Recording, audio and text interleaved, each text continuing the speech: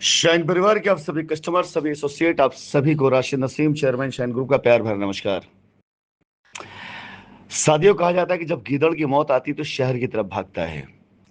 इन जैसे बेवकूफ दलाल और दो कौड़ी की उठाई गिरो कोई औकात तो ऐसे है नहीं, लेकिन ये अब अपनी मौत यानी उन कस्टमर के खिलाफ खड़े होने लगे हैं जिनकी वजह से इनको ताकत मिली थी।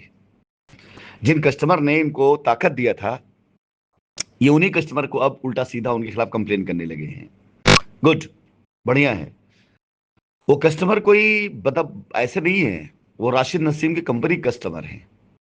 और उनमें कोई कस्टमर आया मेरे पास, उसने कहा कि हाँ तुम्हारे खिलाफ एक्शन करेगा, और सच्चाई लिख के उसने दी, तो उस कस्टमर का कुछ 1 रुपया नहीं डूबने वाला है, सारा पैसा भी मिलेगा। और उन्हीं कस्टमरों से मैं वो काम करवाऊंगा हिंदुस्तान के अंदर कानूनन कि त्राही त्राही कर जाएंगे तुम्हारे जैसे दो कौड़ी के दलाल लोग। साथियों, ये कस्टमर्स का अधिकार है कि अपने डूबे पैसे को पाने के लिए वो अपने प्रयास करें। और उस समय एक अकेला कस्टमर जिसके ऊपर इतना ढेर सारा प्रेशर, एसोसिएट्स की गद्दारी, उनकी तरफ से झूठ मक्कारी, इसके अलावा ये सारे लोग दलाल टाइप के लोग मिलकर के 2 महीने में पैसे 3 महीने में पैसे दे देंगे और कस्टमर पैसा डूबा हुआ है। क्या करेगा वो? मजबूरी में अगर कोई काम वो करने तैयार हो गया तो ये वकीलों का, एजेंटों का फर्ज बनता है कि उसका सही में साथ दें। लेकिन ये क्या कर रहे हैं? ये पहले सच्चाई बता नहीं रहे हैं।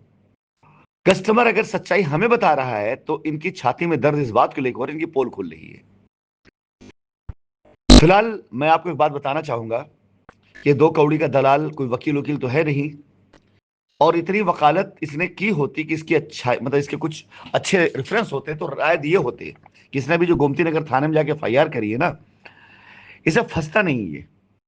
इसकी औकात नहीं है कि जाकर गोमती नगर थाने में अपनी की गई एफआईआर के डॉक्यूमेंट जमा करके आ जाए।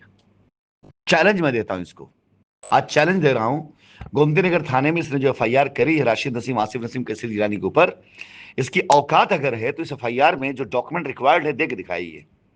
इसकी औकात नहीं कि एफआईआर जाकर वहां पे 300 एफआईआर के ब्यौरा दे दे और जो फर्जी ब्यौरा वो दे दे, और ये नहीं देगा तो एफआईआर फिर एक्सपंज तो होनी होनी है, और फिर शुरू होगा हमारा तांडव। और दे दिया तो डबल तांडव कि मेरे सामने तब तो आ जाएगा ना कि उसे कितनी एफआईआर फर्जी है, कितनी एफआईआर काम की है, और फिर उन्हीं एफआईआर करता हूं मैं परेड करा दूंगा। आकर वो बताएंगे एफआईआर उन्होंने कैसे करी थी। से बोला था ना कि ताला मरवा दिया था। हम तो अपनी कंपनी में किसी और को तो मानते नहीं, वो हमारे एसोसिएट की गलती थी। ताला तो नहीं पड़ा, कंपनी जिंदा थी, लेकिन जिस दिन ऐसे लोगों को जेल के अंदर डलवा कर ताला मरवाऊंगा ना, तो उम्र गुजार के वहां से निकलेंगे ये लोग। मैं ये चैलेंज करता हूं। फिलहाल इस वॉइस नोट के जरिए मैं इस दो कौड़ी कुत्ते को तो मैसेज नहीं दे रहा हूं, लेकिन मैं कस्टमर को मैसेज दे रहा हूं कि देख लो, ये एक नंबर का दो कौड़ी का उठाई गिरा कुत्ता जो आपसे पैसा खा करके आपका पैसा दिलाने के नाम पर आपका वकील बना था, एक हल्का सा दबाव पड़ते अपनी औकात पर आ गया। और आपने कंपनी के साथ क्या किया? कंपनी आपके साथ खड़ी थी, आपके लिए हमेशा मौजूद थी, अवेलेबल थी। आपने कंपनी में एफआईआर भी कराई, कंपनी के खिलाफ लोगों को इकट्ठा भी किया, कंपनी के खिलाफ स्टेटमेंट भी दिया, उसके बाद भी आज कंपनी आपके लिए लड़ रही है। यह फर्क है कंपनी में और इन दलालों में। और जो लोग ऐसे दलालों चक्कर पड़े उनकी जिंदगी खराब हो जाएगी, ध्यान रखिएगा आप लोग। इस फर्क को महसूस करिएगा कि एक दो कौड़ी को उठाई गिरा दलाल जो आप लोगों को 5-6 साल पहले बरगला के कहता है मैं पैसे दिला दूंगा, दुनिया भर की आपसे बात है, आप उसको हीरो बना लेते हैं अपना। आज वो दो कौड़ी का दलाल एक हल्का सा अगर माहौल गर्म हुआ तो मैदान छोड़ के भाग लिया। एफआईआर कराने गया तो वहां लिखता है कि मैंने एफिडेविट नहीं लगाई, फेसबुक पे डालता है कि मैंने एफआईआर के लिए मैं थाने तक गया नहीं, कस्टमर अपने थाने पे गया। और उसी कस्टमर के खिलाफ ये ईडी में, जहां के बारे में इसने एक ईमेल आई डाली हुई जहां पे कुछ इस तरह का कंप्लेन लिया ही नहीं जाता है। डिप्टी डायरेक्टर इनके मतलब मामा का घर नहीं हो गया कि वहां डायरेक्ट आप मेल कर दीजिए। डिपार्टमेंट होता है कंप्लेन का, डिपार्टमेंट होता है कंप्लायंसेस का। इसको पता तक नहीं कि मेल कहां करना है। दो कौड़ी का उठाई गिरा, इसको ये तक नहीं मालूम कि मेल कहां करना है। और ये दिखाने के लिए, डराने के लिए आप लोगों को, और आप लोगों को डर यही था कि आप जानते थे नहीं डर जाते थे इससे। इस दो कौड़ी उठाई गिरी जहां पे मेल करी वहां मेल इस तरह कंप्लेन ली ही नहीं जाती है। तो आप लोग परेशान मत होइए और देखिए इसकी औकात को। बाकी रही बात, आपसे कुछ नहीं चाहिए इसको मैं इसको संजाम तक ले जा चुका हूं अब, कि बस कुछ दिन के अंदर आप देखेंगे ताबड़तोड़ एक के बाद एक तलवार गिरेगी इसके ऊपर। इसकी औकात नहीं अपने आप को बचा ले। अरे आपको पैसा तो दिलवा नहीं पाया, बचाए क्या अपने आप को? ये कानूनी रूप से आपको पैसा तो दिलवा नहीं पाया, ये सिवाय एफआईआर करवाने के थाने में इसका और अचीवमेंट क्या है? और भी एफआईआर कैसे हुई? आप कस्टमर के प्रेशर से। कैसे हुई? एफआईआर करने वाले घूसखोर अधिकारियों की मिलीभगत से।